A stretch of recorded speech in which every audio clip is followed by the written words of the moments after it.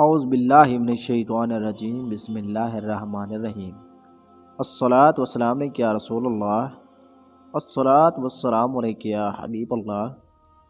آج میں آپ کو درود خمسہ کے بارے میں بتاؤں گا، اس کی فضائل بتاؤں گا میں آپ کو۔ جو بندہ اس کو پڑھتا ہے تو اللہ پاک کی ذات اس کے اوپر راضی ہو جاتی ہے۔ وہ ہر قسم کے مصائب اور مشکلات سے محفوظ رہنے کے لیے درود خمسہ کا ورد سب سے اعلیٰ اور مؤثر ہے۔